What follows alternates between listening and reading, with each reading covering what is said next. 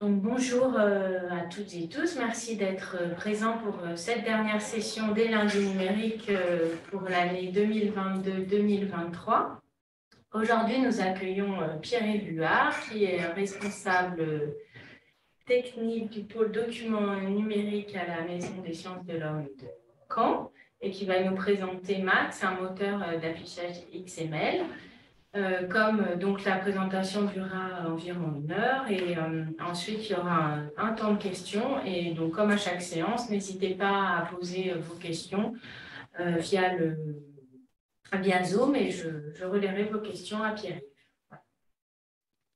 Merci beaucoup Juliette. Bonjour à tous. Je vais donc vous présenter Max avec une perspective un petit peu particulière parce que je vais me concentrer sur le coût d'entrée technique de ce moteur d'affichage. Ma présentation va se dérouler en 2 temps, en gros, pour aller vite. Je vous ferai une présentation du contexte de production de Max et de sa logique de développement actuelle et des logiques de développement futures, en insistant donc sur les problématiques techniques et sur les exigences élémentaires attendues d'un utilisateur qui souhaiterait se lancer dans son utilisation. Et la deuxième partie de mon propos visera à vous montrer ce qu'on peut faire avec Max, donc à vous faire quelques présentations de projets qui ne seront pas simplement des démonstrations. Il y aura une démonstration d'une bibliothèque virtuelle qui ne pose pas réellement de problème technique particulier. C'est juste pour vous montrer que Max peut faire ça. Et les autres projets nécessiteront une petite description technico-scientifique de l'ensemble. Donc voilà à peu près ce que j'envisage ce que je me propose de vous présenter pendant l'heure qui suit. Et puis je serai ravi de répondre à vos questions dans la demi-heure qui suivra, si vous en avez. Alors il y a un petit temps de latence entre les passages de diapositives. Je vais essayer de m'adapter au fur et à mesure, mais la première voilà, nécessite un peu d'adaptation. Alors un mot sur le contexte et la problématique qui ont vu naître ce moteur d'affichage XML, avec un contexte que vous connaissez tous. On va enfoncer quelques portes ouvertes, mais ça va mieux en le disant malgré tout. Le contexte est celui de la science ouverte que vous connaissez, des fair data, avec des principes de base à respecter. Il faut que les données soient trouvables, accessibles, interopérables et réutilisables. Ça, c'est maintenant présenté comme une injonction ministérielle, mais pour la plupart d'entre nous, en réalité, c'était déjà une vérité d'usage. En fait, on avait tous ça en tête dans les domaines qui sont les nôtres. Et on a pris l'habitude assez tôt maintenant de travailler notamment avec des vocabulaires XML. Et donc, c'était pas réellement une surprise quand nos institutions quand nos organismes de gouvernance se sont emparés de la question. Pour la plupart d'entre nous, c'était déjà lancé. En tout cas, à Caen, ça faisait déjà plusieurs années qu'on travaillait dans ce sens-là. Donc, c'est venu quelque part pour nous comme une forme de validation d'expérience et de développement déjà en cours. Donc ça, c'est quelque chose qui est clair, je pense, pour tout le monde et qui est acquis.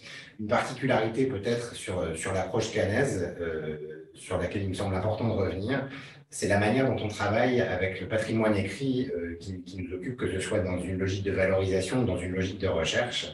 On va considérer pour leur avenir, c'est ce que je vais vous demander d'accepter comme une sorte de présupposé, hein, c'est une brique élémentaire de notre raisonnement qu'on pourrait critiquer par ailleurs, mais c'est simplement pas l'objet de notre discussion aujourd'hui. On va considérer une source écrite comme un ensemble de données variées. Ces données variées pourront être intégrées dans des dispositifs plus ou moins complexes visant à les enrichir, à les exploiter de différentes manières qui sont de toute façon à envisager comme des configurations à géométrie variable. Un même objet du monde réel pourra être utilisé de différentes manières et perçu et modélisé de différentes manières. Un témoin dans une édition de texte pourra être un élément dans un catalogue, par exemple, pour prendre un exemple tout à fait trivial.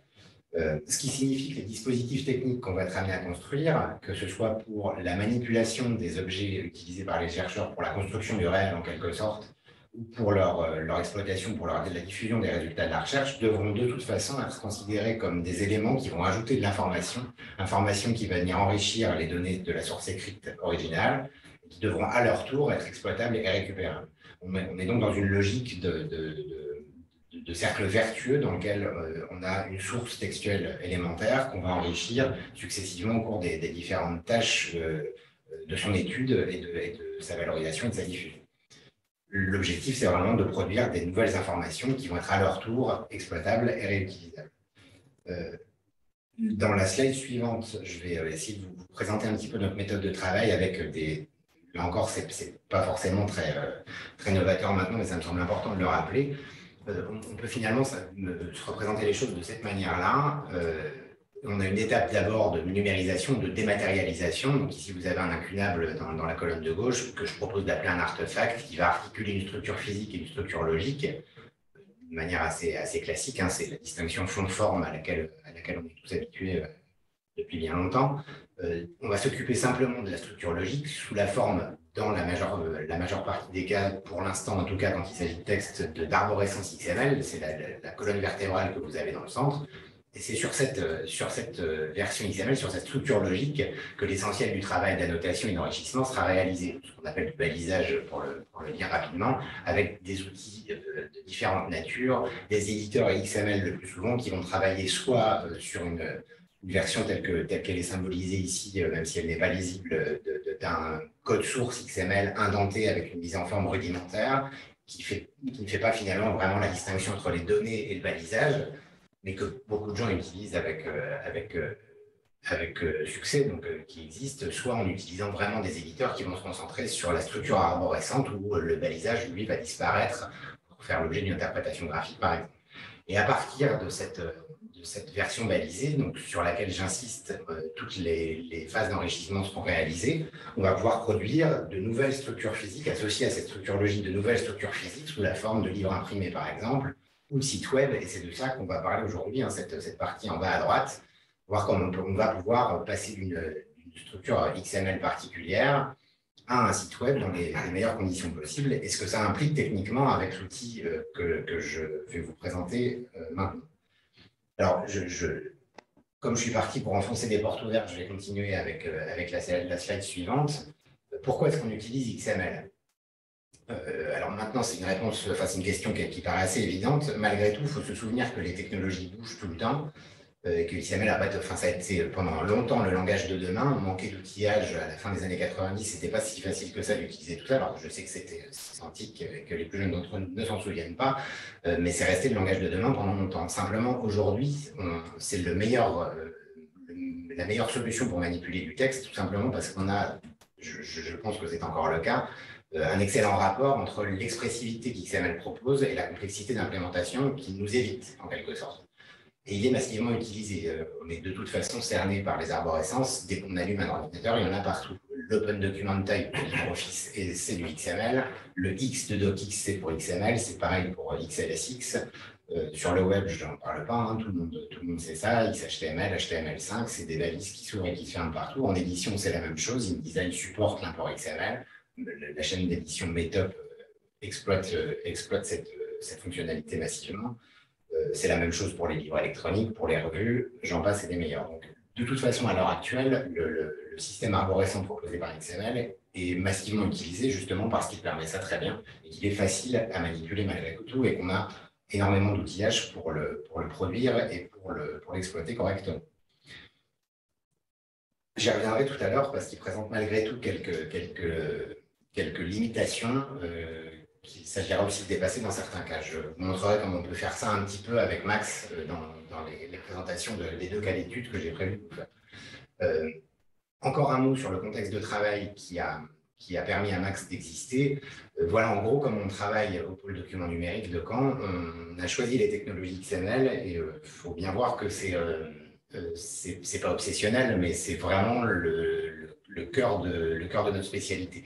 On travaille en XML pour tout, c'est-à-dire qu'on ramène l'ensemble des données de recherche à des formats arborescents qui vont respecter les standards internationaux des domaines en fonction des projets. Ça sera beaucoup le AD, la TEI, mais pas seulement. Je vous donnerai quelques autres exemples de vocabulaire XML avec lesquels on travaille. Et donc, quel que soit le format d'entrée des bases de données de recherche, des fiches catalographiques, des textes d'auteurs, des sources primaires, on va produire des arborescences à partir de ces fichiers-là, soit en EAD, soit en TEI, c'est 90% des cas quand même. On va faire un effort de factorisation de tout ce qu'on peut factoriser. On a mis en place des bases d'autorité, des thésauries qui vont nous permettre de factoriser tout ce qui est information sur des lieux, sur des personnes, ce qui peut donner naissance à des projets protographiques, par exemple, après. Pareil avec les œuvres, les autorités, bref, tout un tas de bases d'autorité locales qui peuvent être, chaque fois qu'on peut, connectées à des bases d'autorité nationales et internationales, comme le PIAF, Crossref, et j'en passe. Et donc, ce dont on va parler cet après-midi, c'est tout ce qui se passe sur la droite de cette diapositive. Qu'est-ce qu'on va faire de ces arborescences XML et EAD et TEI? On va produire des sites web d'inventaire, d'archives, des éditions en ligne, des livres électroniques, des PDF, des choses comme ça. En gros, tout ce que vous avez à droite est produit par Max, à l'exception du format imprimé que vous avez en bas à droite, bien entendu. Donc, voilà le cœur de mon propos pour cet après-midi. Il me semblait important de vous rappeler que ces éléments-là, parce que tout ce que je vais raconter maintenant conditionne la manière dont Max a été conçu et dont on l'a développé. L'idée, c'était de répondre à toutes les questions qui étaient, que je n'ai pas forcément abordées, mais que vous avez pu identifier vous-même dans mon propos introductif. L'idée, c'était de produire un outil qui nous permette de manipuler les arborescences XML pour faire tout ce que vous avez vu, produire des sites web, des bibliothèques, des inventaires virtuels, des éditions en ligne, des journaux électroniques, des choses comme ça. Il fallait qu'on puisse produire tout ça sans problème. Donc, c'était vraiment un outil générique qu'il nous fallait en quelque sorte. Vous ne pouvez pas développer un moteur TEI, par exemple, comme TEI Publisher. C'était hors de question de s'appuyer sur des technos exclusivement TEI. Il fallait que ce soit plus générique que ça.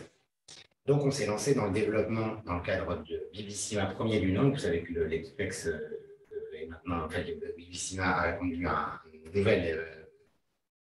Je reformule, c'est pas clair du tout. Je vous la refais en limpide, si je peux.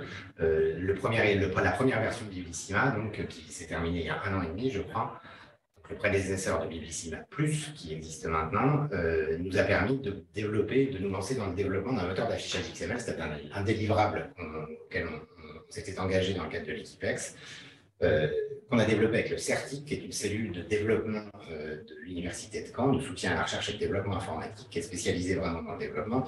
J'insiste sur ce point-là. Ce sont vraiment des développeurs, c'est-à-dire que ce sont des gens qui sont spécialisés dans le développement informatique purement.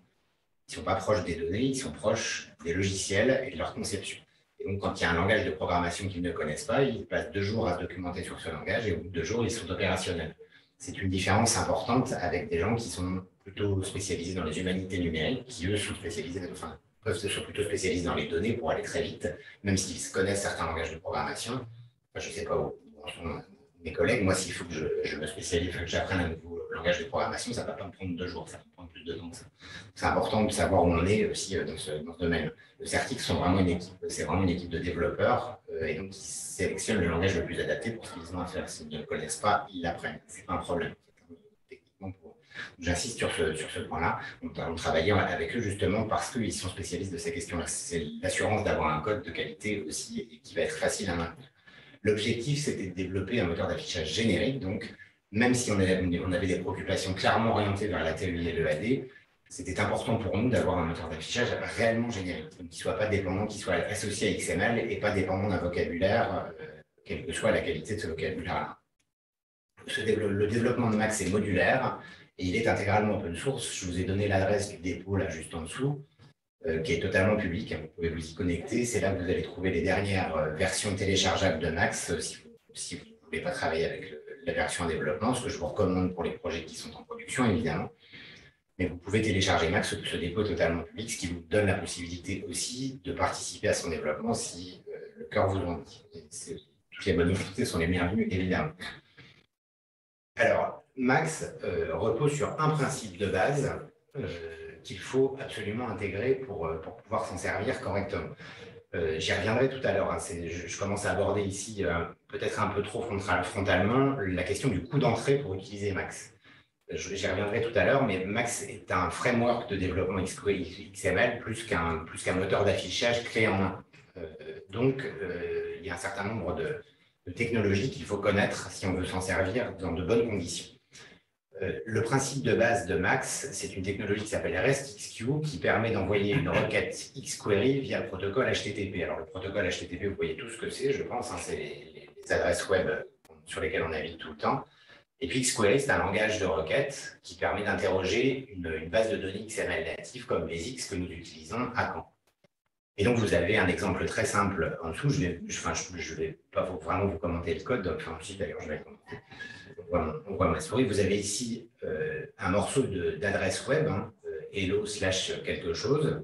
Et en fait, cette requête-là va simplement dire ce qui se passe quand on suit ce chemin-là. Cette adresse HTML-là, cette adresse web-là, cette adresse HTTP-là, on a une fonction xQuery qui va réagir quand on va accéder à cette page web-là.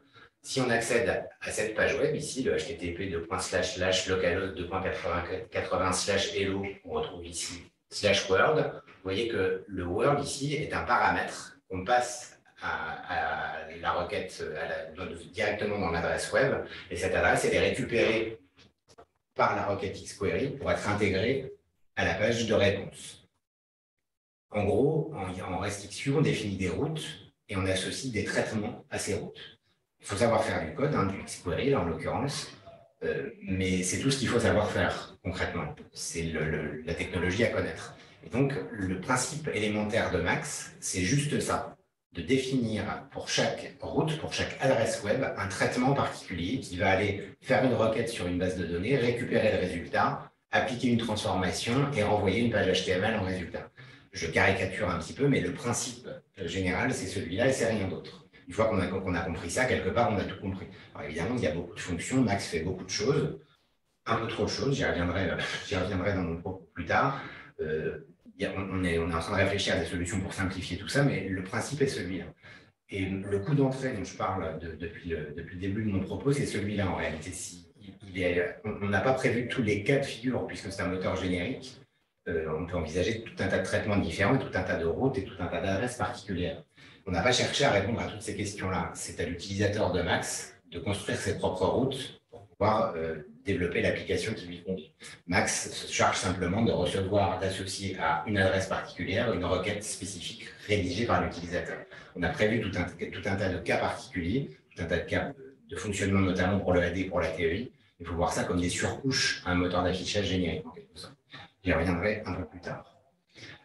Du point de vue organisationnel, maintenant, je vous rassure tout de suite, c'était la diapositive la technique que je vais vous présenter cet après-midi. J'espère qu'elle était claire, mais si ce n'est pas le cas, je serai ravi de répondre à vos questions et d'éclaircir mon propos. Maintenant, en termes d'organisation du travail, voilà comment on peut schématiser les choses. Le cœur du réacteur, pour nous, c'est la base de données XML, ce que vous avez dans la colonne de droite au centre. Alors, peu importe quelle est cette base, d'un point de vue strictement logique, c'est toujours la même chose. Si on schématise un peu le fonctionnement général dans le cadre d'un projet, on a d'abord des fichiers XML qui sont... J'ai changé de position. C'est marrant, j'avais mis un peu mon curseur tout à l'heure, je ne l'ai plus, c'est possible.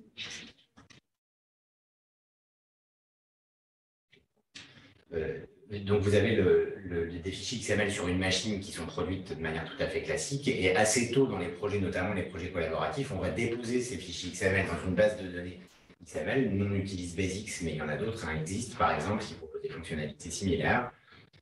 Max va se charger d'afficher tout ça, ce que vous avez en haut, le moteur d'affichage dont nous parlons cet après-midi. Et puis, on utilise un client lourd.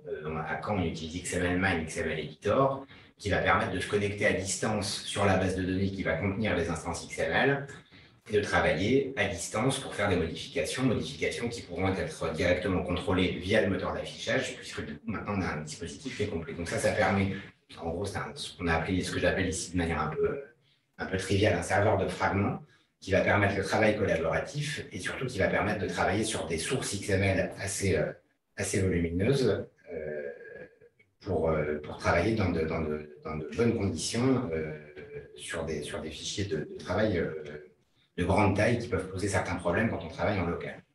Donc ça, c'est le travail de l'éditeur XML via le client lourd. La base de données, j'en ai parlé tout à l'heure, c'est Basics que nous utilisons. Ouais, alors j'ai oublié qu'il y avait un petit peu de neige. Dommage, mais donc la base de données XML, donc on utilise Basics. J'y reviendrai tout à l'heure dans un moment. C'est juste chacune des briques dont je vous parlais. Max, donc le moteur d'affichage qui nous permet de produire les sites web dont nous avons besoin, sur lequel je reviendrai tout à l'heure, sur lequel je reviens maintenant. Et donc ce moteur d'affichage, il est développé de manière modulaire. Donc je vous mets ici très rapidement quelques préoccupations qu'on peut avoir. Vous avez la liste, alors je vais pas la lire en détail, je reviendrai tout à l'heure sur quelques-uns de ces modules-là, en particulier le module Mirador, parce que Triple-IF fait partie des préoccupations majeures. Je vous ferai de toute façon des démonstrations, vous aurez l'occasion de voir la plupart de ces de ces modules en fonctionnement, la production de PDF, la visualisation d'images, ce genre de choses. Il y a un principe qu'on essaie de garder le plus possible, qui est presque obsessionnel chez nous, c'est le fait de limiter le nombre de dépendances au maximum. C'est-à-dire que dès qu'on peut supprimer quelque chose, pour nous, c'est une bonne nouvelle. Pour plein de raisons, la principale étant que ça nous permet de simplifier les opérations de maintenance et que c'est pas rien, en fait, puisque l'idée, c'est que les projets continuent à fonctionner même quand ils sont plus financés. Il faut donc que ça marche le plus simplement possible. Donc, supprimer toutes les dépendances, c'est une bonne chose. Enfin, il y a un point qui est absolument central dans le développement de Max, c'est que ça repose exclusivement, à une variante, enfin à une exception près, sur des technologies XML. Donc, le coût d'entrée dont je parlais tout à l'heure, il est le suivant, c'est de connaître ces technologies XML pour être capable de formuler des requêtes dans un XQuery de qualité. Et en gros, on ne peut pas vraiment utiliser Max sans connaître XPath, qui est la technologie de base des langages XML, hein, c'est ce qui permet de penser en arbre.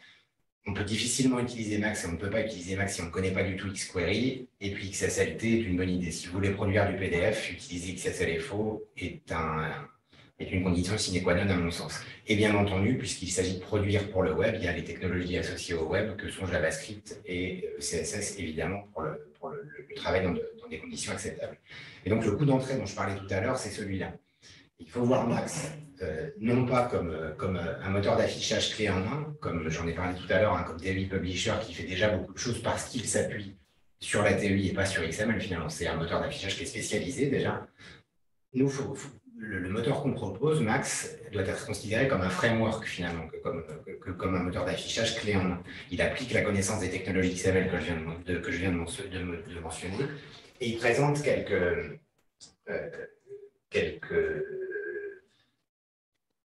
inconvénients sur lesquels on est en train de travailler, notamment que les vocabulaires TEI et EAD sont trop intégrés dans le cœur. C'est-à-dire que notre souhait, c'est vraiment de développer un moteur d'affichage XML générique, totalement générique. Or, les besoins du terrain et les projets sur lesquels on travaillait nous ont conduit à intégrer des fonctionnalités spécifiques à la TEI et spécifiques à l'EAD, qui sont quelque part inclus dans le cœur du moteur d'affichage.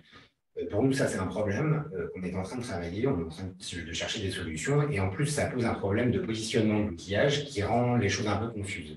C'est-à-dire qu'on se dit que Max, c'est un moteur d'affichage générique, mais il y a TEI et EAD qui sont embarqués dedans, et donc on s'attend à un niveau de fonction, enfin les utilisateurs, bien légitimement, il faut le reconnaître, s'attendent à un niveau de fonctionnalité que l'outil ne propose pas vraiment en réalité. Donc on est en train de s'orienter vers une séparation beaucoup plus stricte du cœur de Max, puisque le principe que je vous ai présenté extrêmement brièvement tout de suite, hein, l'association d'une requête, d'un traitement à une adresse HTTP particulière, des traitements associés à des vocabulaires, l'idée étant de pouvoir faire un certain nombre de choses sur lesquelles je reviendrai dans un moment. Mais en gros, on va considérer qu'on aura un module TEI pour Max, qu'on aura un module EAD, qu'on aura un module GML, dont je parlerai tout à l'heure pour la gestion des données planimétriques. On pourrait avoir un module RDF à condition que ce RDF soit écrit en XML. Et puis, on a commencé à travailler sur les modules JAX, par exemple. Donc, de faire de Max vraiment un moteur complètement générique. Tout ça, ça implique de clarifier un peu les choses et de faire en sorte que le cœur de Max ne s'occupe que de la partie XML. Chaque couche de vocabulaire viendrait comme un module à part entière, autonome en quelque sorte. Donc ça, c'est un point qui est extrêmement important pour nous parce que ça va tracer l'avenir du développement pour le logiciel de manière assez singulière et assez engagée. Donc le fait de séparer clairement le cœur des vocabulaires, ça permettra un certain nombre de choses. Déjà, ça va nous permettre à nous, localement à Caen, de séparer, enfin de nous organiser de manière un peu plus commode, puisque ça va séparer la partie développement pur, le travail du certique, pour caricaturer, parce qu'on travaille vraiment en collaboration étroite, du travail associé au vocabulaire, qui est plutôt centralisé au pôle. Donc le fait de faire une séparation, ça va nous permettre de travailler, de créer une ligne de responsabilité plus claire pour le formuler de manière un peu provocatrice. L'intégration ça va nous permettre aussi d'intégrer des outils spécialisés. Je pensais à TI Simple que TEI Publisher intègre, qu'on pourra intégrer dans un module TEI s'il était développé pour Max. Ça nous permettra à terme d'abaisser le niveau du coût d'entrée technique, puisque les utilisateurs, s'ils utilisent Max et une surcouche EAD ou TEI, avec des niveaux de fonctionnalité plus intégrés, pourrait se passer d'un certain nombre de connaissances, puisque les fonctions seraient déjà intégrées dans le module, puisque là, on pourrait vraiment spécialiser les choses un peu plus lourdement. Alors, ça nécessite du temps, hein, tout ça. On ne va pas faire ça la semaine prochaine, hein, mais c'est une des orientations qui est très sérieusement discutée en ce moment. Et donc, on pourrait à terme envisager le développement d'une sorte d'offre de service autour de certains vocabulaires. On pense forcément à l'EAD et à la TEI. C'est quelque chose qu'on discute hein, pour l'instant. Ce sont des choses qui sont à l'étude. Je ne suis pas en train de vous dire qu'on va le faire, mais c'est des choses dont on parle vraiment, vraiment sérieusement. Et un dernier point qui est important à noter aussi, c'est qu'on a dans le développement de Max, on a une logique de statification. Donc, vous savez, hein, la méthode qui consiste à figer l'état des calculs et éviter de recalculer toujours une page, de réexécuter une requête chaque fois qu'on doit consulter le chapitre 12 d'une édition critique, par exemple, ne pas recalculer le chapitre 12 en repartant de la TEI, en refabriquant le HTML. Une fois que le calcul est bon, si c'est une édition, on ne va pas recommencer sans arrêt. L'idée, c'est de faire le calcul une fois, de stocker le résultat, et c'est ce résultat stocké qu'on va proposer à la lecture des utilisateurs. Et donc pour ça, le Certic, toujours, a développé une application qui s'appelle Méduse. Max est fait pour fonctionner avec cette application-là, qui va scanner toutes les requêtes, enfin toutes les adresses d'un site propulsé par Max, et stocker le résultat en HTML localement. Et on va pouvoir déposer ce résultat, le résultat de cette aspiration, de cette statification, sur un nouveau serveur, mais cette fois avec un coût de maintenance qui est proche de zéro, puisque c'est une collection de pages web HTML pour lesquelles on a besoin de très peu de ressources et pour laquelle on a besoin de très peu de maintenance. Le seul problème qu'on va avoir, ça va être de disposer d'une solution efficace pour les moteurs de recherche, et c'est pas très grave, puisqu'il y a des solutions NoSQL qui marchent très bien, comme Elasticsearch par exemple. L'enjeu étant simplement de passer du modèle d'arborescence d'entrée à des index Elasticsearch qui permettent d'obtenir des résultats satisfaisants sur le plan fonctionnel. On a plusieurs expérimentations, je vous en montrerai tout à l'heure dans les démonstrations, dans la demi-heure qui vient. Donc, ça marche vraiment très bien.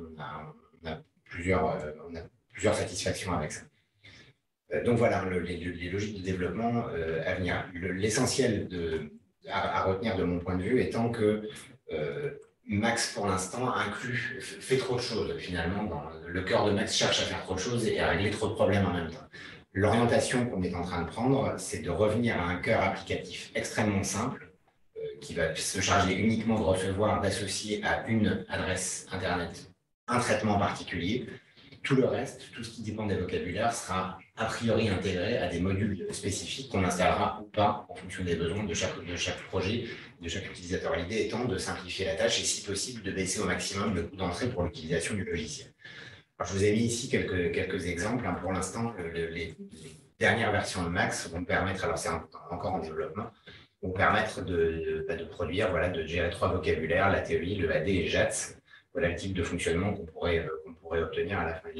La capture d'écran que vous avez en dessous, c'est un projet en JATS, justement, qui est déjà intégré. Alors, il s'agit de démonstration, il ne faut pas s'attendre à des résultats fonctionnels. Enfin, c'est parfaitement fonctionnel, mais c'est encore un peu presque un démonstrateur, tout simplement, des proof of concept, comme on dit maintenant, qu'il s'agit de considérer comme tel, mais les bases de fonctionnement sont là. Ça reste un moteur d'affichage générique, même s'il fait trop de choses.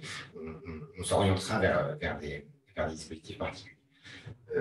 Avant de rentrer dans les cas d'études, je voudrais revenir sur une brique élémentaire qu'on utilise, qui est au cœur de Max, hein, qui est le logiciel qui s'appelle Basics, parce qu'on a choisi d'utiliser ce serveur de base de données-là.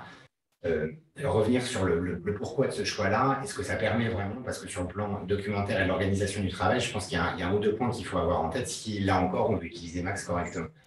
On a choisi Basics, nous, parce qu'on avait un client lourd et un mode serveur. En fait. Et pour nous, c'est intéressant parce que le client lourd permet de simplifier tout un tas d'opérations, notamment quand on rédige ces requêtes XQuery, on a une interface de rédaction qui est commode et qui permet de faire des tests très rapidement, de vérifier que la requête fonctionne correctement. Donc ça, c'est un point très intéressant. Puis en dehors de ça, ça nous sert beaucoup dans le soutien à la recherche, en particulier avec les doctorants. C'est une sorte de couteau suisse qui est extrêmement commode à utiliser pour nous. Donc le fait qu'il y ait un client lourd autonome est très intéressant. Le point sur lequel je voulais insister, c'est surtout que le fait de passer par une base de données XML native, que ce soit Basics ou Exist ou une autre, peu importe, c'est le fait que la notion de document perd un petit peu de son poids.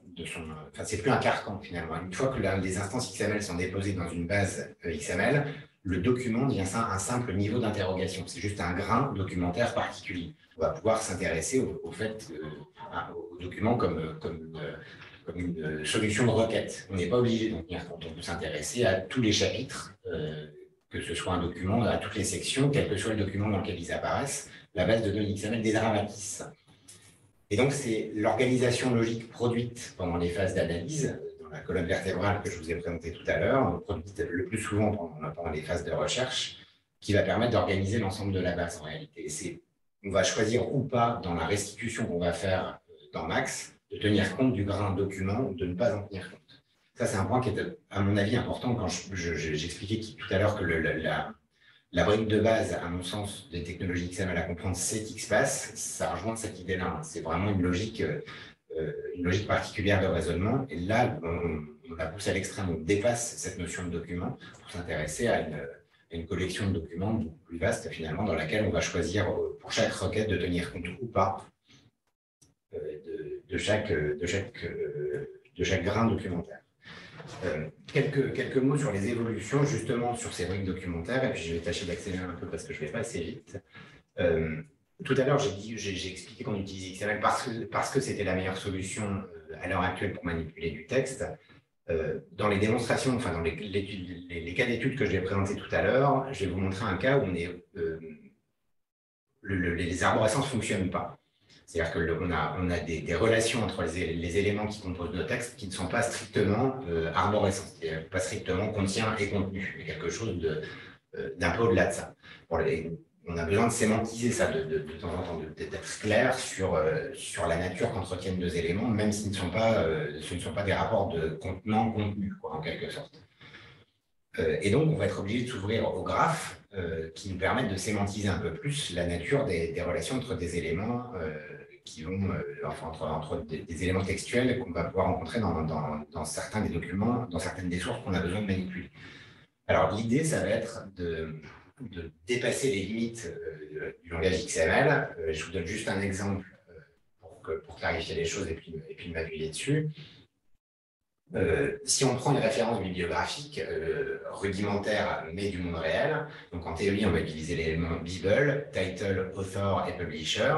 Donc le titre du document c'est What is TI, l'auteur c'est Lou Bernard et l'éditeur c'est Open Edition Press. Très bien.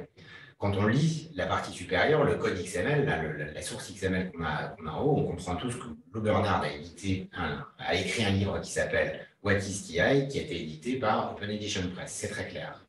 N'empêche que tout ce que nous dit l'arborescence XML, c'est qu'on a un élément Bible qui contient title, qui contient author, qui contient publisher. On ne dit rien d'autre que ça en XML, finalement.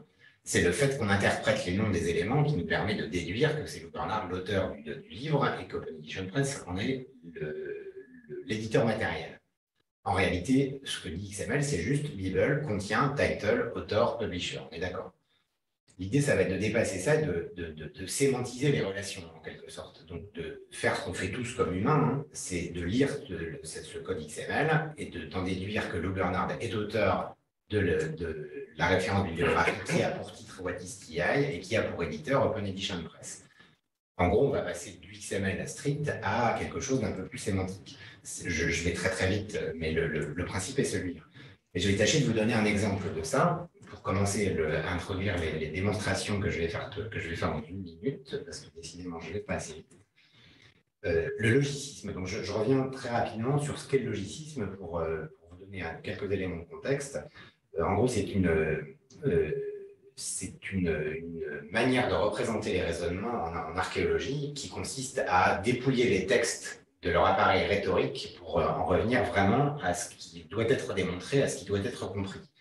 Donc, on va en gros partir d'un certain nombre de propositions qui vont être ce qu'on observe directement sur le terrain. Qu'est-ce qu'on a trouvé? Que s'est-il passé ici? On va regarder ça, ça va être des propositions non interprétatives, juste de l'observation. Et on va observer un certain nombre de choses sur le terrain. De la mise en relation de ces observations de terrain, on va pouvoir faire des premières déductions, donc des propositions qui vont commencer à être interprétatives parce qu'on va associer ces propositions les unes aux autres. Donc un premier niveau d'interprétation. Une fois qu'on a ce premier niveau, on va pouvoir mobiliser peut-être plusieurs propositions interprétatives plus une proposition d'observation du terrain pour en déduire quelque chose d'un niveau théorique supplémentaire, et ainsi de suite. Donc avec un système vraiment déductif de ce type-là. Je ne vous lis pas les slides, mais en gros, Gardin, dans les années 70, a proposé de régler le problème de la masse documentaire voilà, je suis désolé, j'ai toujours une petite latence que je ne gère pas toujours très bien. Donc en essayant de proposer justement le logicisme pour à la fois clarifier les raisonnements tenus par les archéologues et tenter de résoudre le problème de la tension documentaire qu'on observe tous, c'est-à-dire qu'on a de plus en plus de choses à lire et pas plus de temps pour les lire, et donc on les consulte très rapidement. L'idée, c'était de proposer des formes de lecture qui permettent très rapidement de décider si je lis ce texte ou si je ne le lis pas.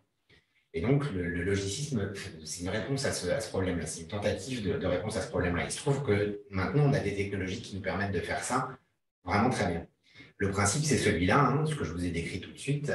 On a des propositions initiales, des données d'observation ou des données de référence. Ça, c'est important pour la suite si vous voulez lire des travaux logicistes. C'est-à-dire que ce qui est admis comme un fait par la communauté, on ne le démontre pas nous, il les démontre.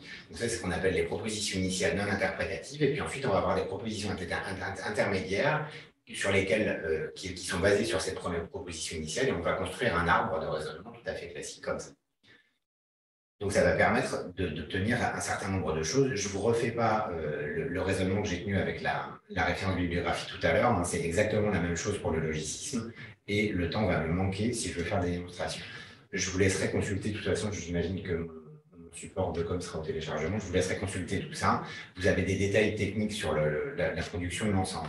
Je préfère vous montrer maintenant une démonstration, enfin de vous montrer un petit peu ce que ça donne, notamment pour le cas de l'archéologie de fouilles avec l'église de Rigny et ses abords. Vous avez un certain nombre de documents qui sont classiques, hein, en particulier un récit, ce qu'on appelle ici un récit, avec un chapitrage, un texte, des illustrations, une table des matières qui vous permet de prendre connaissance du texte. C'est le discours scientifique qu'on a d'habitude en archéologie de fouilles, c'est tout à fait classique, et en sciences en général, en SHS, c'est tout à fait classique. Ce qu'on va avoir en plus, c'est un ensemble de propositions logicistes, où là, on ne va plus avoir de discours, alors c'est vraiment le raisonnement, une fois de plus, dépourvu de son appareil rhétorique. Donc ça va être quelque chose d'assez, d'assez rugueux sur le plan littéraire. Il ne faut pas s'attendre à des emphases, hein. C'est exactement le sujet, c'est de débarrasser le texte de son emphase. C'est un langage qui est très... la connexion, voilà. La langue est vraiment va à l'essentiel, hein. Le bâtiment 22 est représenté dans la fouille par une seule pièce, une superficie interne de 23 mètres carrés. Vous voyez qu'on fait pas on n'est pas là pour faire de la poésie. Et du coup, chaque proposition, vous voyez, est rédigée, enfin, a une rédaction particulière. P02, une proposition non interprétative, une proposition initiale, et c'est la deuxième dans la séquence. On va rédiger un certain nombre de propositions de ce type-là. L'idée étant, au fur et à mesure de la rédaction, alors ça signe, malgré tout, on peut comprendre le texte, il n'y a pas de problème, mais au bout d'un moment, on va avoir des propositions d'un niveau interprétatif non nul, et donc des propositions d'interprétation qui sont donc basées sur autre chose. Et donc là, on a un lien qui est non arborescent, finalement, entre des propositions qui sont avant dans le texte, ou après d'ailleurs, hein, qui sont ailleurs dans le texte, mais en tout cas, on va avoir des liens qui sont non arborescents. Cette proposition P de 2, elle s'appuie sur la P012, qui est probablement avant, la P013 qui est probablement avant, peut-être que la P017 est bien plus loin dans le texte, mais on va mobiliser des parties du texte à certains endroits pour affirmer ce qu'on affirme ici. Durant le XIIe siècle, le bâtiment 13 possède un étage, etc. Donc, pour affirmer ça, on s'appuie sur un certain nombre de propositions.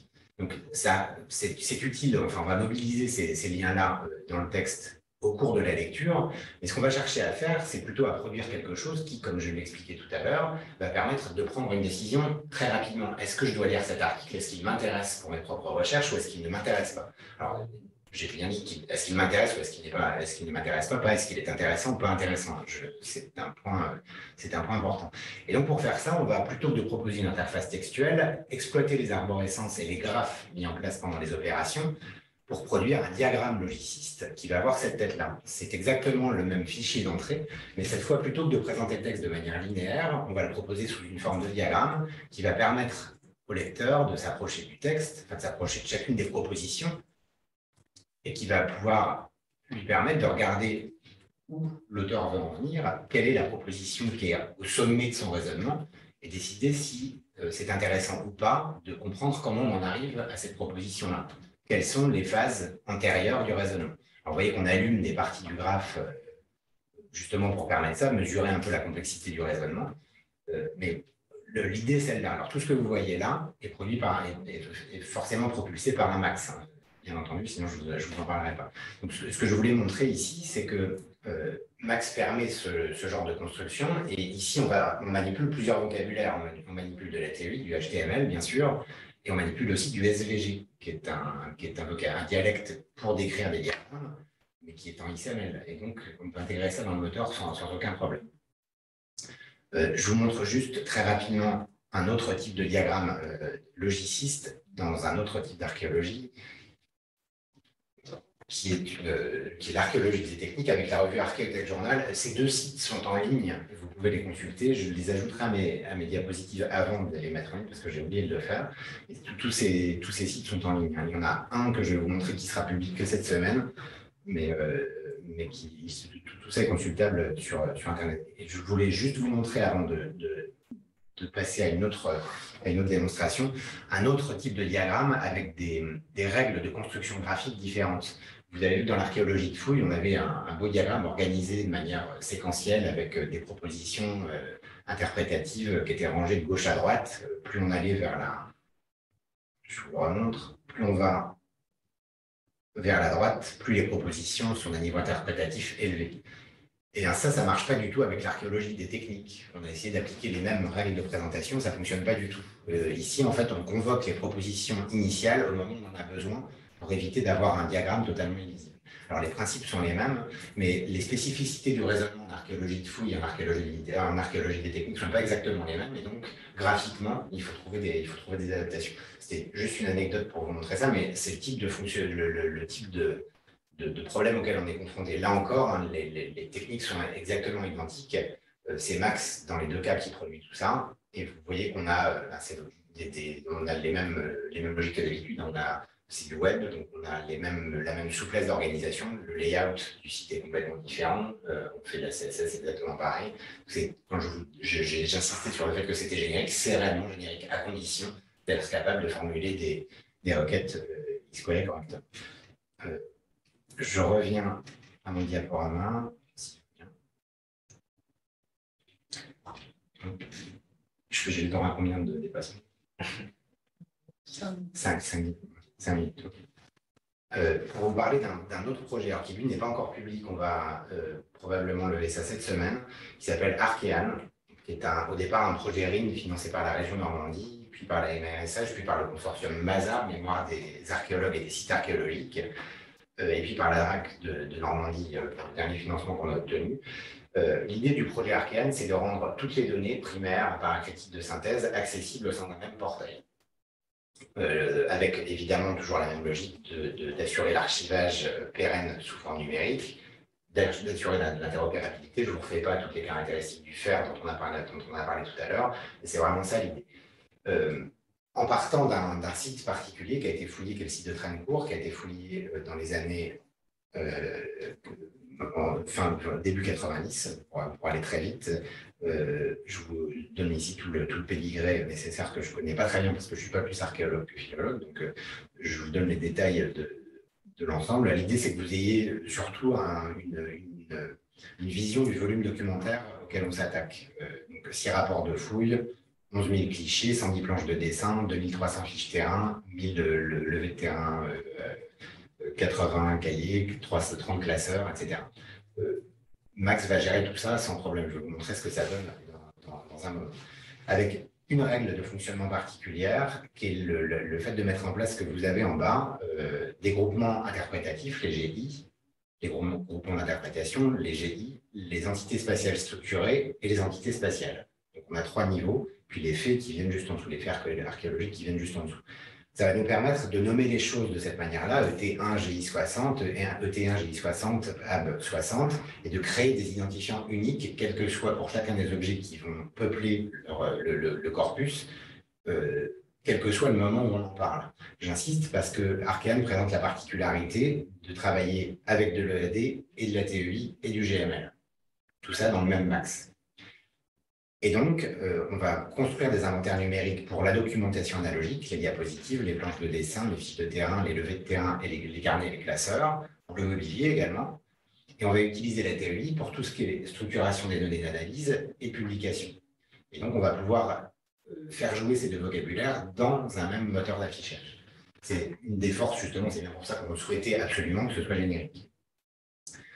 Et puis, il y a une particularité supplémentaire sur laquelle je souhaitais insister, c'est que, en plus, évidemment, les archéologues ont utilisé un SIG, comme ils le font habituellement pour construire le plan de fouille du site sur lequel ils travaillent.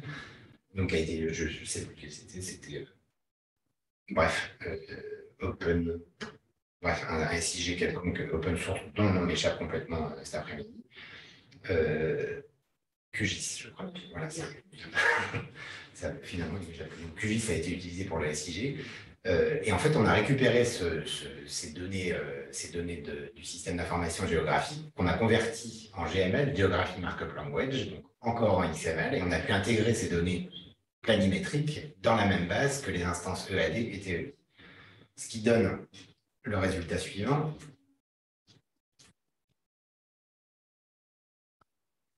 Voilà, ici vous avez le portail Arkean, alors qui lui, pour l'instant, vous n'essayez pas de vous énerver à le consulter tout de suite, il n'est pas encore public, mais ça va venir.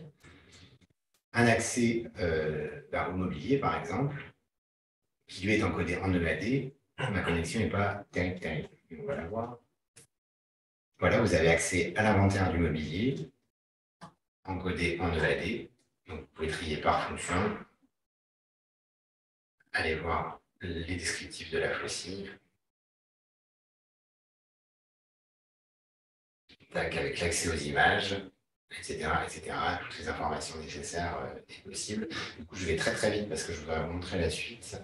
Vous avez accès à la documentation. Là aussi, les diapositives et les fiches terrain correspondent à des catalogues encodés en EAI. Et puis, le bâti, lui, va être encodé en TEI avec une analyse unité par unité, état par état de l'ensemble, avec à chaque fois le matériel iconographique mis en avant par les chercheurs avec des règles de présentation éditoriale, qui a à chaque fois des possibilités de vous connecter à des zones particulières, comme le plan. Alors j'espère que j'ai retrouvé un pour lequel c'est correctement documenté. Je vais vérifier tout de suite. Que j'ai pas d'erreur sur celui-là aussi.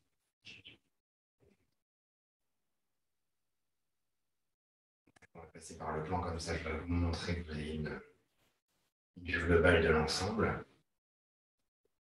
Alors, il y a un petit temps de chargement parce que le plan est vaste et qu'on a beaucoup de données dedans. Mais une fois qu'il s'est chargé, on va pouvoir, voilà, le plan est chargé. Donc, vous avez les mêmes fonctionnalités finalement que celles qu'on a d'habitude. Hein. Plus vous vous approchez, plus vous avez des détails qui s'affichent. Et vous allez pouvoir afficher les unités, donc les groupements d'interprétation, les entités spatiales structurées, les entités spatiales,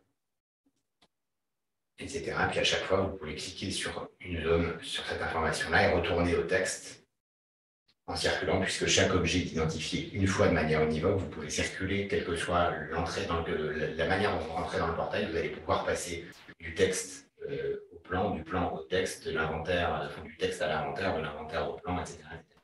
Bref, le fait d'avoir un système documentaire complètement centralisé nous permet de dédramatiser en fait les modalités de circulation.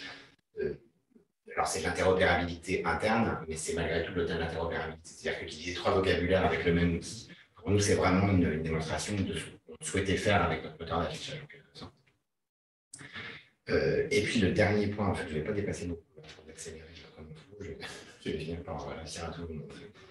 Le dernier projet que je voulais vous montrer, pour lequel il y a moins d'enjeux techniques, c'est une bibliothèque virtuelle, donc un catalogue, celui du Mont-Saint-Michel. Je voulais vous montrer surtout un point particulier. Il y a beaucoup de projets de ce type-là. Celui-là est important pour nous parce que c'est un des plus anciens au pôle. Les fonctionnalités sont assez classiques. Hein. Vous avez la liste c'est vraiment une bibliothèque virtuelle qui permet de regrouper sur un même site web des documents qui sont dispersés un peu partout en France et en Europe. Donc avec des niveaux de description qui sont scientifiquement contrôlés, qui sont toujours de même nature. Et je voulais vous montrer deux choses. Le fait qu'on va pouvoir, à partir de cette fiche, produire un PDF assez rapidement, vous le voyez, de la description de chacune des fiches avec un niveau qui va correspondre à celui que vous souhaitez, donc soit le document lui-même, soit le découpage interne en œuvre, quand il existe. À chaque fois, vous avez le petit bouton d'export. Donc ça, c'était le premier niveau que je voulais vous montrer. Puis le deuxième, qui est peut-être plus spectaculaire, c'est le fait qu'on va pouvoir travailler avec des facsimilés, en fait, et puis consulter la bibliothèque par les facsimilés. Donc vous avez en fait ici un regroupement de toutes les couvertures, tout est numérisé, hein, les 250 manuscrits qui sont conservés à la branche ont été numérisés. Vous allez pouvoir consulter ces manuscrits-là en utilisant le viewer Mirador. Donc on a monté un serveur 3IF à Caen, avec le Certic toujours, et on a intégré le Mirador sous forme d'un plugin, d'un petit module qui est directement branché dans Max. En fait, il suffit de l'activer et puis de lui dire vers quoi, en fait, que dans les sources, vous expliquez vers quoi vous pointez, vers quel serveur AAA, donner les liens vers les bons manifestes en quelque sorte pour avoir tout le dispositif et toutes les fonctionnalités que Mirador propose, que vous connaissez sûrement, de retouche d'image, d'augmentation de contraste, de baisse de contraste, d'inversion, etc., de manipulation d'image que Mirador peut proposer. Donc tout ça est câblé dans Max en fait sous la forme d'un module. Hein, c'était pas très compliqué à faire, mais c'est fait. Ça mérite d'être fait. Surtout, ça permet ce que le AAA, enfin ce que les systèmes 3IF permettent, c'est-à-dire que vous avez toutes les images du Mont-Saint-Michel ici, puis vous avez toutes celles qui sont conservées ailleurs. Et donc, à partir du plugin Mirador qui est compris dans Max, vous allez pouvoir télécharger et consulter les images de la BNF dans les meilleures conditions possibles, puisque tout est en AAA dans tous les sens. Donc, on peut se connecter, intégrer les manifestes à nos applications, et en utilisant le viewer de la bibliothèque virtuelle du Mont-Saint-Michel, vous allez pouvoir consulter les manuscrits qui sont conservés ailleurs. Et donc, plus ça va aller, plus ça va être l'usage normal. Ça, Régis Robineau de l'équipe du Publicima parle de tout ça beaucoup mieux que moi, mais ces dispositifs-là sont intégrés dans Max. Tout ce que je vous ai montré, ce sont des Max qui sont instanciés de manière particulière à chaque fois. Et puis, dernier point sur lequel je voulais insister, je reviens à mes slides, parce que du coup, j'ai du temps, puisque je suis allé trop vite.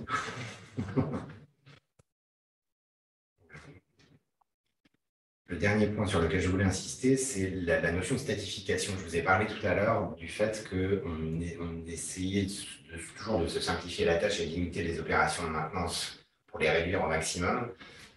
Pour nous, le dernier pas à franchir, c'est de limiter les calculs à chaque fois que c'est possible.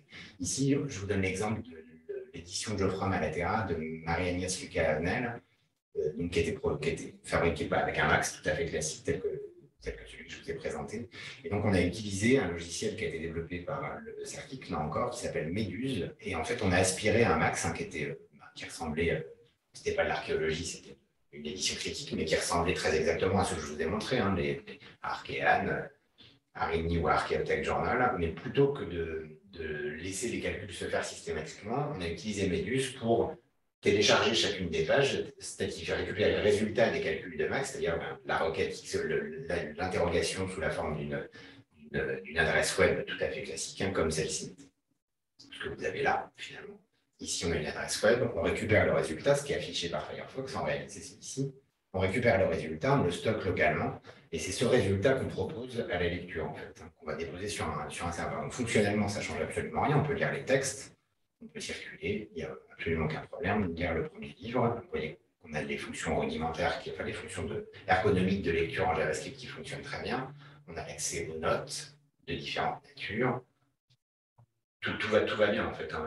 Avec HTML et CSS et JavaScript, on fait tout ça sans aucun problème. On n'a pas besoin de revenir à la base de données native XML, enfin, à quelques systèmes de stockage que ce soit. Le seul point qui va poser problème, c'est disposer d'une solution de requête un peu fonctionnelle. Donc, ce qu'on a fait pour Malaterra, c'est qu'on est reparti des documents théoriques du chercheur, donc de Marie-Agnès Lucas-Avenel en l'occurrence, et on a produit des index Elasticsearch qui vont nous permettre de répondre aux interrogations. Alors, le niveau d'interrogation n'est pas très complexe, mais si on fait une recherche sur Gladio, par exemple, on va trouver 3 résultats qu'on va contextualiser dans la traduction, dans l'édition, dans les notes. Et quand on va cliquer sur un résultat, on va revenir au texte avec l'allumage du terme. Donc, bon, on n'est pas sur des fonctionnalités de recherche extrêmement avancées. Je voulais simplement vous montrer ça pour, là, concrètement, en termes de maintenance, on n'a à peu près rien à faire. On a un serveur Elasticsearch qui fonctionne, qui est bien caché dans le système d'information de l'Université de Caen. Il est totalement inaccessible de l'extérieur, donc on est à peu près tranquille là-dessus. Et simplement, on a un site web en HTML qui nécessite 0 temps d'entretien, qui est relatif, qui est extrêmement sûr, puisqu'il y a juste le port 443 qui est ouvert pour répondre aux interrogations web, et c'est tout. Et en termes de maintenance, on n'a pas d'effort à faire. Et pourtant, en termes de fonctionnalité, on n'a quasiment rien à faire. Pour moi, c'est une des orientations importantes vers lesquelles on doit se tourner, c'est-à-dire qu'on a tendance à être assez peu économe là-dessus. Alors, ce n'est pas forcément l'endroit où le coût écologique est le plus important. Les sites web, les achats de matériel et les serveurs sont plus importants que ça.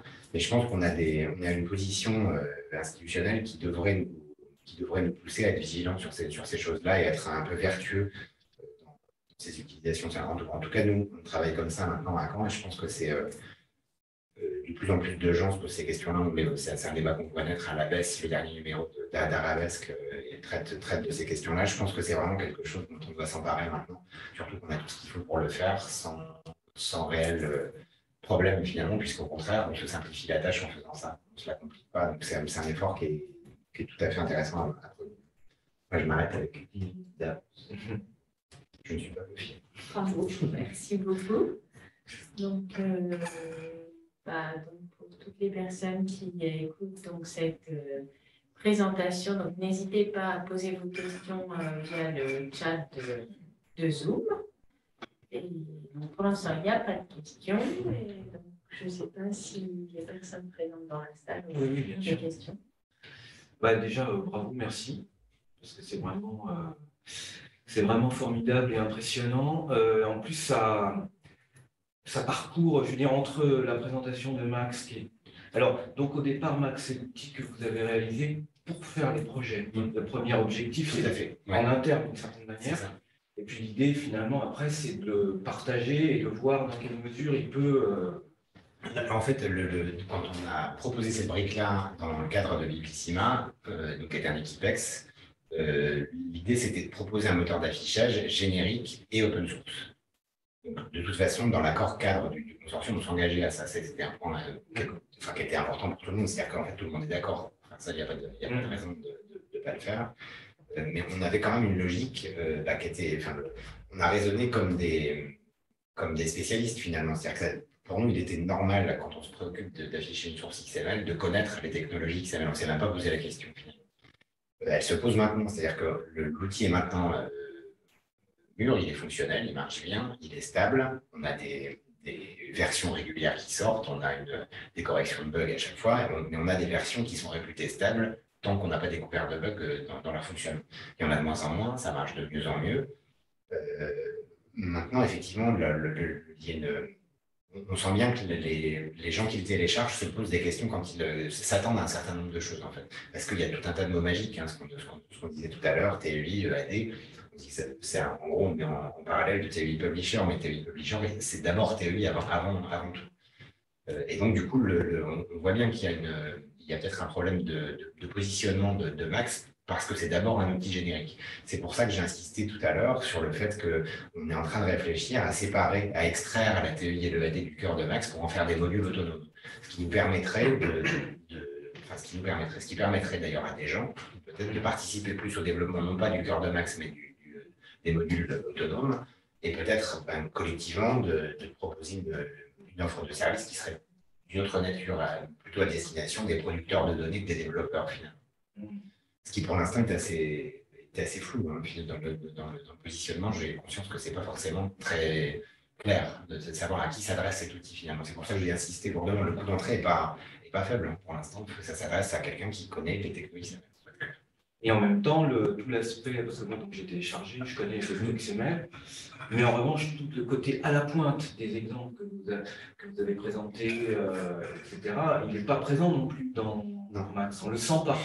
Non, pas forcément. En fait, on n'a pas fait des modules avec tout. C'est-à-dire que GML, c'est de cet été, c'est de cet hiver. On a fini l'intégration l'automne dernier.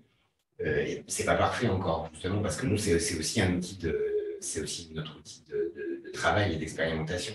Donc, intégrer GML, c'était l'occasion de se rendre compte que GML3 n'est pas supporté, c'est du GML2, mais ce qu'on exporte en général avec les outils, c'est du GML3. Donc, faut faire une descente de version de vocabulaire avec 2-3 adaptations. C'est pas grand-chose, mais il faut le faire.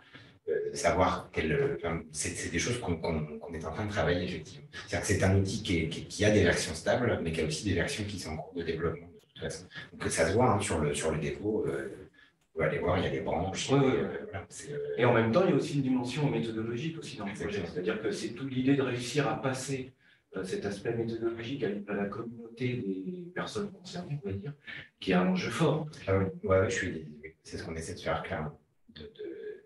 De trouver la bonne méthode, en fait, et puis de prévoir les coups d'après, quoi. C'est-à-dire que, de fait, on voit bien que les technologies web sémantiques sont de plus en plus utilisées. J'ai parlé de Masa tout à l'heure. Il y a des projets qui sont très à la pointe, hein, qui vont bien plus loin que ça, de partage de données, de mise en interopérabilité, d'alimentation du linked open data, de solutions d'interrogation de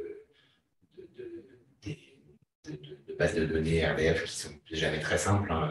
Enfin, je ne sais pas si tout le monde sait utiliser Sparkle, mais bon, c'est quand même une syntaxe qui est très particulière.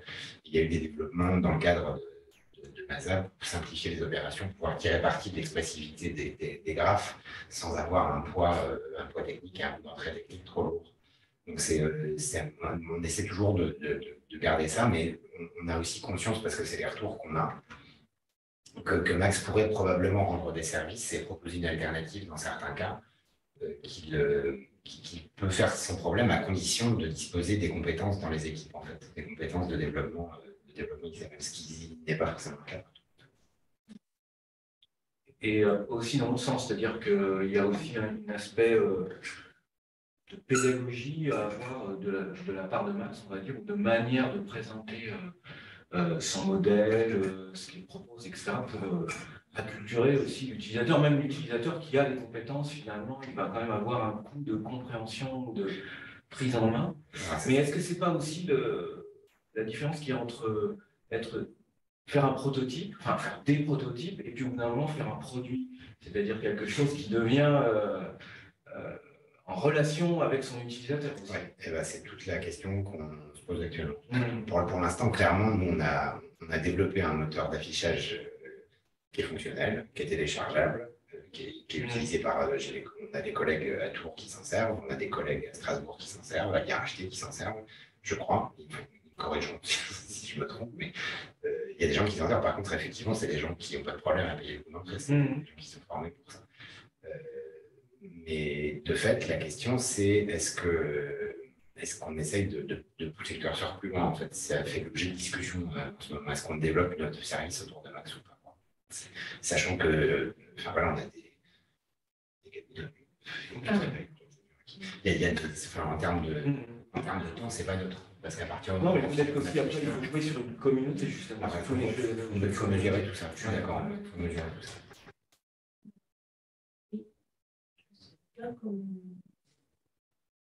En attendant, je te parle. Oui, c'est un. Ils peuvent parler. C'est Federico qui a. Je me suis demandé à un moment par rapport au format, donc là tu disais que l'idée c'est de s'éloigner, enfin pas de s'éloigner, de ne pas faire corps avec EAD, TEI. C'est pas, oui, de pas, voilà. Mais est-ce que parce qu'on parle aussi de IF, est-ce que, parce que Basic c'est capable de transformer JSON en XML, est-ce que ça peut être aussi un élargissement oui, de toute façon, pour être tout à fait honnête, il y a certains démonstrateurs que j'ai montrés, l'information circule plutôt en JSON qu'en XML de toute façon.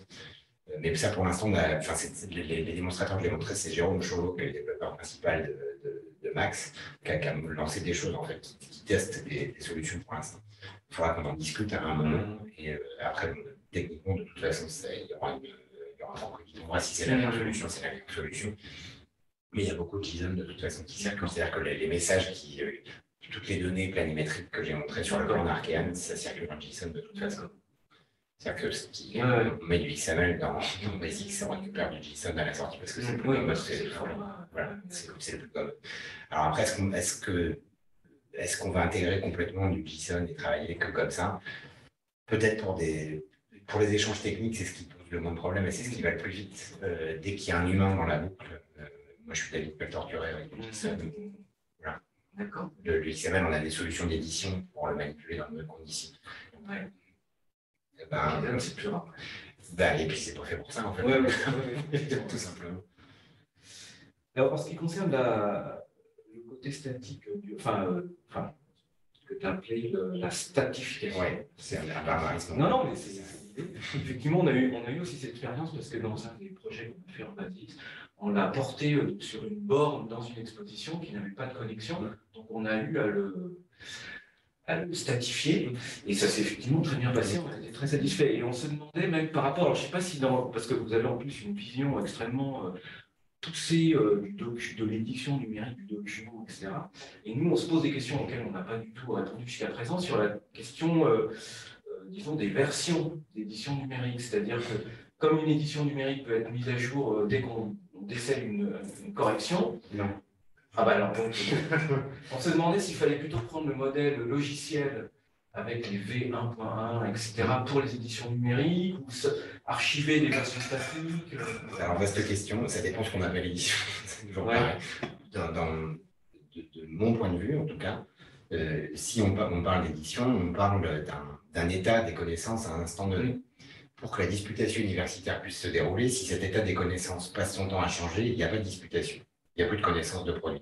On est dans le débat permanent, mais on n'est pas dans le retraçage possible du débat. C'est-à-dire qu'imaginons que, je ne sais pas, je publie un texte définitif sur un sujet et que ce texte ne soit pas définitif, fasse l'objet d'objections. Et que je me dise, bah ouais, finalement, c'est pas faux. J'intègre les objections. L'objection initiale n'a plus lieu d'être, on ne peut plus parler en fait. Donc, du coup, on ne peut pas modifier le numérique de mon point de vue. Si on parle d'édition, je ne parle que de ça. Ne peut pas être considéré comme un moyen de mettre à jour facilement une édition. Si c'est une édition, il ne faut pas qu'elle bouge. L'édition de Geoffroy Malaterra, ici, le texte ne bougera pas. C'est l'état des connaissances à un moment donné. S'il y a, pour une raison X ou Y, une traduction qui fait l'objet d'une contestation, on peut très bien produire une seconde édition, revue et augmentée, et améliorer comme on fait traditionnellement. Cette version-là ne devra plus bouger. D'où un intérêt supplémentaire à la statifier, justement. C'est qu'elle doit rester consultable. A priori, ad vitam aeternam, c'est le rôle de l'éditeur matériel de faire en sorte qu'elle soit consultable. Et donc, je pense que ça répond à ta question, c'est-à-dire que c'est même pas une histoire de version logicielle, c'est comme ça qu'on diffuse les travaux et c'est comme ça que les connaissances progressent. Il faut qu'on garde une mémoire de ça et donc, si c'est une édition, il faut que ça ne bouge pas. Oui, non, tout à fait. Donc, effectivement, la statification peut venir permettre en même temps de garder l'historique et de voir qu'une personne se réfère à la version, enfin, à l'édition, à la première édition plutôt qu'à la deuxième. Exactement. Essentiellement, de vérifier que l'objection a porté ses fruits et que l'état des connaissances a été amélioré par le résultat du débat. C'est un petit peu pourquoi on travaille tous. Et même pour l'archivage aussi, enfin, la statification, pour la question d'avant de ne pas maintenir pendant des années tout en conservant, effectivement, ça s'impose comme une solution très propre et naturelle. Pour nous, ça ne fait pas un pli. Les premières expérimentations sont, enfin, on fait ça, on a commencé depuis 1 an et demi en gros. Ça se passe vraiment très bien. Nos outils sont à jour, Max est à jour pour fonctionner avec Méduse. C'est pour ça qu'on a des suffixes et que toutes les extensions sont en .html parce que tout le travail est déjà fait en fait. Et ça marche vraiment très bien et on n'a vraiment pas de perte fonctionnellement, on n'a pas de perte. Une fois que la question de la recherche est réglée, alors il y aura d'autres trucs, hein, le plan par exemple. Je vois pas, on n'a pas trouvé de solution pour faire en sorte que le plan Archean soit consultable de manière statique. Il y a un moment, il faut qu'on puisse zoomer qu'on puisse charger les polygones correctement. Oui, il faut les stocker quelque part. Ça, c'est sûr. Voilà. Non, en fait, Max et Méduse sont vraiment de façon complémentaire. Ouais, là c'est ça. où Max va tourner derrière pour les données, on va avoir Méduse qui va permettre l'affichage. Et l'aspiration, en fait. Max fait tout. Il va chercher les données et il produit l'affichage. Méduse va aspirer le résultat de l'affichage produit par Max. Même pour le développement de l'interface, ça c'est Max aussi. Ça c'est Max, complètement. Après, ça c'est du HTML et du JavaScript. Il n'y a rien de plus. C'est-à-dire qu'une fois que la requête XQuery, c'est juste pour le requêtage de la XQuery, en fait, peut-être un peu de XSL aussi pour le formatage de la production du HTML. Mais du coup, une fois que vous avez reçu le résultat, c'est du HTML, du JavaScript et de la CSS, tout ce que vous avez là, c'est uniquement ça. Et tout ça, l'utilisateur, une fois qu'il a installé Max, il a la main dessus. Oui, oui, alors c'est un peu, oui. Alors, j'essaie de répondre à la question que je sens derrière. Il n'y a pas un portail auquel vous pouvez vous connecter, je ne sais pas, comme l'instance de RIST proposée par Emmanuel, par exemple. Max proposera pas ça. Enfin, on travaille sur des projets comme ceux-là, dans le cadre de certains projets FNSO, avec l'infrastructure de recherche méthode notamment, mais ce sont vraiment des cas particuliers, c'est des projets à part entière. Si vous téléchargez Max, vous l'installez sur votre machine, ce qui veut dire que vous savez le faire. De toute façon, en termes d'entrée, il y a ça dont je n'ai pas parlé, mais il faut déjà disposer d'un système d'exploitation qui a un terminal avec du bash dedans, du ZSH, en gros, donc ça veut dire macOS ou Linux. Ça ne tombe pas sous Windows et ça ne tombera pas sous Windows. Ça, même pour les prochaines versions, c'est accessible. Il faut installer une machine virtuelle pour faire chose. C'est pareil, en termes de coût d'entrée, c'est pas neutre. Tout ça. Et là, du coup, on a une question, enfin une intervention de Frédéric Honorat, qui dirige le service numérique de la recherche au département des études et de la recherche de l'INHA, qui déjà souhaitait vous féliciter.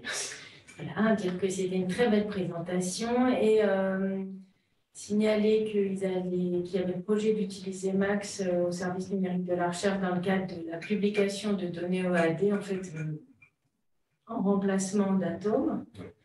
Et que donc Federico aimerait bien avoir votre avis sur ce sujet, si vous avez travaillé avec Atom avant. Oui, il y a longtemps. On m'a dit, il ne vaut pas grand-chose maintenant, mais Atom, ça fonctionnait correctement pour les choses. C'est pour la saisie que c'était pas si mal, dans mon souvenir. Pour l'affichage, on a arrêté assez vite de s'en servir parce qu'on avait trouvé des alternatives qui étaient fonctionnellement plus proches de ce qu'on souhaitait. Il y avait un logiciel qu'on utilise encore un tout petit peu, mais qu'on est en train de supprimer, qui s'appelait Pléiade, qui était pas hyper facile à manipuler au départ, mais qui répondait à une grande quantité de problèmes. Alors, du coup, on l'utilise plus parce qu'on a une solution maison qui nous convient mieux, qui s'appelle Max. Donc, du coup, on est en train de remplacer les derniers Pléiades qui restent par des instances de Max. Et du coup, comme vous l'avez compris, en fait, on cherche à supprimer au maximum on cherche à supprimer un maximum de technologies en fait, dans notre système documentaire. Et donc, on n'a pas besoin, si on peut éviter d'avoir des dépendances à Atom, donc souvenir, c'était une architecture classique, Linux, Apache, MySQL, PHP, si je me souviens bien. C'est MariaDB maintenant, mais la logique est la même. On n'a pas besoin de ces briques-là pour l'instant. Et donc, on reste dans la famille des technologies XML au maximum. Donc, si on a besoin de manipuler de l'EAD, on a des environnements pour notre éditeur XML. C'est vraiment le schéma que je montrais tout à l'heure. On a des environnements pour notre éditeur XML.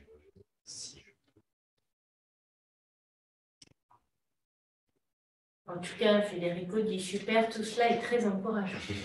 En fait, on est vraiment dans cette logique-là. On a un éditeur XML pour lequel on a un environnement EAD. Il y en a plein qui sont téléchargeables sur le site du pôle. On va travailler soit en local si le catalogue n'est pas trop gros, soit directement sur la base de données si c'est nécessaire, ou s'il y a déjà un max qui permet un affichage du catalogue en ligne. Et puis voilà, en fait, une solution d'édition, c'est comme ça qu'elle fonctionne. Donc, c'est assez récent hein, malgré tout, mais on a toutes les briques que vous avez là, le moteur d'affichage, la base XML, l'éditeur XML. On a toutes ces briques-là qui sont fonctionnelles. Donc, on peut manipuler de la TEI, enrichir une arborescence et observer le résultat sur le site web immédiatement. Et pareil pour les bibliothèques virtuelles des avantages. Donc, du coup, je n'ai pas d'avis récent sur Atom qui soit un tout petit peu pertinent. D'ailleurs, il y a des questions? Non, moi j'avais éventuellement plus ça m'évoquait, parce que du coup, moi je me place du côté plutôt de la donnée, mais pas sans aucune compétence en développement. Donc, en effet, pour moi, le l'emploi de Max, en tout cas, je ne peux même pas l'atteindre. Mais par contre, toute la question sur, comme vous disiez, dans certains projets, il n'y a rien à faire, en tout cas peu en termes de maintenance. Donc, il y a la partie écologique, mais aussi la partie moyen humain. Oui. Donc, il y a en effet mettre ça en place, mais après, le maintenir. Je comparais ça à l'utilisation de CMS qui sont très gourmands en termes de maintenance. Donc, je me dis, voilà, comment trouver un équilibre pour que... et nous, si on utilise des CMS, c'est bien parce que ces compétences en développement, on ne les a pas. Ouais. Mais il y a un moment où il faut quand même que quelqu'un les ait, puisqu'il faut bien que quelqu'un maintienne. Donc, du coup, voilà, je me dis, comment mettre... Enfin, est-ce qu'il y a en tout cas, dans un futur, une façon de mettre quelque chose en place qui permette de... À mon avis, il y a des compétences qu'on peut... Enfin, il y a des logiques de fonctionnement. Je ne vais pas forcément faire beaucoup d'amis dans ça, mais on n'utilise pas de CMS, nous, enfin, au moins possible. Des solutions qu'on a développées, qu'on maîtrise, mais il y a plein de solutions pour faire un peu la même chose. C'est-à-dire, il y a plein de sites qui peuvent être générés à partir de pages codées en Markdown, par exemple. On va construire un dispositif qui va permettre de produire des pages HTML, même XML, on peut faire ça avec HTML aussi. Mais enfin, il y a plein de choses qui permettent, à partir d'une collection de pages en Markdown, de produire un site web. Un site web qui sera en HTML statique, qui ne nécessitera pas de maintenance. Donc, il y a des sites qui sont... des solutions logicielles qui sont utilisées pour faire ça et pour faire ça seulement. Et je pense que collectivement, et c'est mon avis, on peut peut-être avoir des compétences pour maintenir ce type de solution, former les gens à utiliser Markdown, ce qui prend à peu près une heure et demie. Je pense qu'il y a plein d'éditeurs maintenant, et à expliquer comment l'architecture du site est construite à partir d'une collection de pages de Markdown, appuyer sur un bouton qui marche puisqu'il y a un informaticien qui s'occupe de maintenir, mais une application qui n'est pas ouverte sur l'extérieur, donc ça pose tout un tas de problèmes de sécurité en moins. Et donc, il y a plein de solutions, à mon avis, peut-être moins coûteuses en termes de maintenance, c'est peut-être moins séduisant comme solution. Il y a moins d'interface super jolie. Mais moi, je pense qu'on gagnerait collectivement à mieux organiser les choses. Après, il y a un point dont je n'ai pas parlé, mais la réponse que je viens de faire m'y faire penser finalement. Là encore, moi, j'ai toujours tendance à répondre de la même manière aux questions de ce type-là, parce que je pense d'abord à ce qu'on va mettre sur la page. C'est quoi l'objectif? Qu'est-ce qu'on a à dire? Les moyens pour le faire, on n'intéresse pas beaucoup en réalité. Et donc, du coup, nous, ce qu'on fait à Caen depuis longtemps maintenant, c'est qu'on s'occupe des données. Tout le dispositif technique et tout l'outillage qu'il y a autour, même si on y passe nos journées, c'est pas ça le sujet. Ça peut l'être, mais c'est pas ça qui nous occupe. Ce qui est intéressant, c'est les données qu'on manipule. C'est ça qui nous préoccupe. C'est là-dessus qu'on travaille à plusieurs. C'est des ingénieurs, c'est des chercheurs. On est tous en train de regarder le même objet et on voit comment on peut construire des dispositifs numériques qui permettent de les produire et de les enrichir le mieux possible et de les afficher, de les mettre à disposition, de les éditer le plus efficacement possible. On construit l'outillage à longueur de temps, mais ce n'est pas le sujet principal. Le sujet, c'est nos sources, ce qu'on va dire sur les sources, et comment on les diffuse, et comment on diffuse les résultats, comment on les valorise. Donc, du coup, le réflexe que j'ai, mais j'insiste sur le fait que c'est un réflexe, c'est peut-être extrêmement personnel et c'est une déformation tout à fait critiquable d'un genre de handicap, je ne sais pas. Mais moi, je pense que chaque fois qu'on arrive à enlever un outillage, il faut voir ça comme une bonne nouvelle. Justement parce que ça évite ce que tu viens de dire, c'est-à-dire des emmerdes de maintenance, de compétences qu'on n'a pas, de trucs comme ça. Du coup, chaque fois qu'on arrive à enlever un outil, ce qui va rester à la fin, c'est peut-être pour ces outils-là qu'il faut faire l'effort de formation. Justement. Et moi, ça clarifie un peu, quoi. Ça clarifie un peu les choses. J'insiste sur le fait que c'est, du coup, c'est un point de vue qui est quand même très personnel, je pense. Je ne sais pas si vous aviez encore des questions. Moi, j'en ai encore. Alors, 8 minutes. Très bien. Non, j'en ai deux. Enfin, par rapport à l'éditeur XML, donc c'est-à-dire, en fait, là, en l'occurrence, tu parlais d'XML-MAG. Oui, XML-MAG, XML-éditeur. C'est-à-dire que l'idée, c'est que finalement, c'est une manière de modifier la base de données. C'est ça. C'est exactement ça. Et finalement, il n'y a pas enfin, via RESTXQ ou Basix, de moyens. Le plus simple, c'est de passer par un autre client. Alors, s'il y a des moyens, je ne suis pas le mieux placé pour parler de ça, il y a des moyens d'intervenir directement autrement. Maintenant, c'est au niveau ergonomique que ça pêche clairement, parce que c'est exactement ce que tu disais, hein, puisqu'il n'y a pas de schéma de base de données, c'est l'intérêt d'XML, c'est que c'est la notation produite par le chercheur qui crée les champs au fur et à mesure qu'on les rencontre dans les textes finaux. C'est tout l'intérêt des solutions d'annotation qu'on utilise. Du coup, l'éditeur XML permet ça. Mais alors, comment est-ce qu'on pourrait faire pour permettre ça de manière simple? C'est compliqué, quoi. Oui. Et, en fait, il n'existe pas, il n'y a pas d'outil qui est paru. ça, Il y a à eu- partir des bases de données natives XML. Alors, il y en a, j'ai connu plein de tentatives. Ouais, Mais alors, il y a un truc dans les cartons du côté XML qui est une version web de l'éditeur qui pourrait changer beaucoup de choses. Euh, mais là, c'est en cours de finalisation. On va savoir assez vite ce que ça donne. L'outil est de bonne qualité. Maintenant, c'est pareil, au niveau économique, ça pose plein de questions. Il y a en gros deux grandes écoles pour les éditeurs XML. J'en ai parlé très rapidement tout à l'heure. Accès aux sources ou pas accès aux sources. En gros, c'est là, si on est dans un univers web, si on donne accès aux sources et que derrière, il y a un outil qui s'attend à recevoir du XML bien formé et qui manque un chemin quelque part, Non, bien sûr. ça va être, donc, du coup, ça veut dire que les utilisateurs sont prêts à ne pas passer par le source. Alors, à quand il y en a plein qui sont d'accord, qui demandent à ne pas passer par le source XML. Maintenant, je sais que dans la communauté TEI, par exemple, c'est clairement pas l'usage. Enfin, pas l'usage majoritaire. Ce qui, de mon point de vue, se discute, devrait se discuter à chaque fois. Donc on peut, à partir d'XML mettre à jour la base de données. Oui. D'accord. Ouais. Alors c'est le petit module, c'est pour ça que je suis resté sur cette diapositive-là. L'édition de fragments, c'est un petit module qui a été développé par le CERTIC et par un personnage qui s'appelle Pluco, plugin collaboratif qui est intégré à l'éditeur et qui permet de se connecter à distance à un BASIX pour retirer un fragment. Alors pour nous, c'est aussi un moyen de régler le problème des fichiers de grande taille, des grandes instances XML, quand on a vraiment un fichier XML qui est lourd, avec beaucoup de niveaux de profondeur. Dans un éditeur comme XML, XML Editor, c'est assez lourd à manipuler parce qu'il y a une interprétation graphique de l'arbre, avec des interfaces façon CMS en quelque sorte. C'est quelque chose d'ergonomiquement assez poussé, les interfaces qu'on a construites sous XXE. Et du coup, ça, pour nous, ça veut dire qu'on va pouvoir travailler non pas sur tout un document TEI, par exemple, mais juste sur une division de sous-sections, récupérer le petit fragment de texte, ce qui veut dire que pendant qu'on travaille là-dessus, un autre chercheur peut travailler sur une autre partie de l'arbre sans que ça pose de problème. Donc c'est pareil, ça c'est une solution qui est maintenant stable et qu'on commence à diffuser dans les programmes sur lesquels on travaille. Ah ouais, ça c'est super.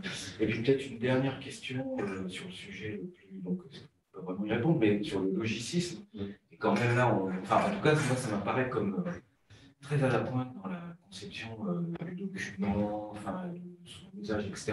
En revanche, finalement, on a vu les interfaces des projets en question sur l'écran, mais on a l'impression finalement, on ne le ressent pas obligatoirement, c'est-à-dire que finalement, un utilisateur il peut avoir l'impression que c'est Est-ce que ce ne serait pas intéressant aussi à un moment de pousser le design d'affichage jusqu'à ce qu'on comprenne aussi le niveau d'avancement des concepts qui sont derrière, etc. S'il faut, alors bon, ça fait longtemps qu'on y travaille avec les héritiers de Gardin. Je pense à deux personnes en particulier, à Elisabeth Edorario qui a travaillé sur Rini et Valentine Roux sur Archaeotech Journal, avec lesquels on discute toujours. Et puis il y aurait énormément de choses à faire autour de ces questions-là. C'est assez passionnant de toute façon de travailler ça. Il y a une chose, pour l'instant, où on a tendance à séparer le discours logiciste du récit scientifique classique. C'est-à-dire qu'il y a quand même besoin d'avoir des textes un peu pas juste un truc à la serpette.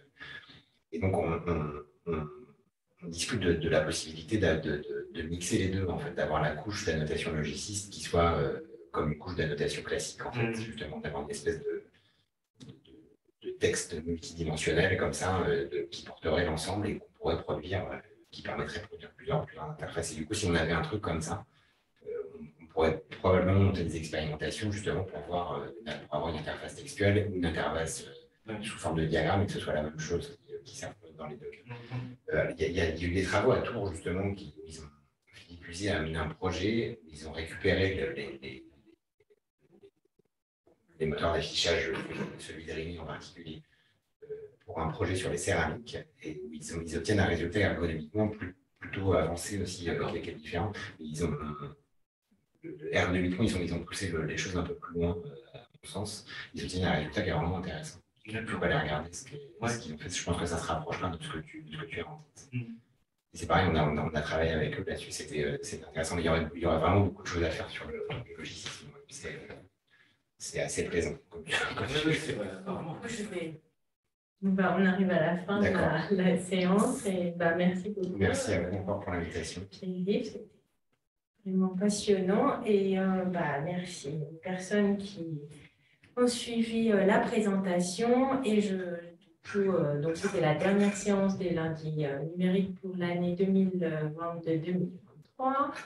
Le 21 juin, donc la semaine prochaine, il y aura à l'INHA toute une journée d'études autour des 10 ans des lundis numériques, donc intitulée Les projets numériques à l'épreuve du temps, les 10 ans des lundis numériques de l'INHA. Donc la journée se déroulera Galerie Colbert à l'auditorium Jacqueline Liechtenstein, donc de 9h à 17h30. Et donc Pierre Éluard participera aussi à une table ronde, je crois. Et donc voilà, je vous invite à consulter le programme sur le site de l'INHA. Et donc les lundis numériques reprendront le deuxième lundi du mois de septembre. Merci beaucoup. Merci.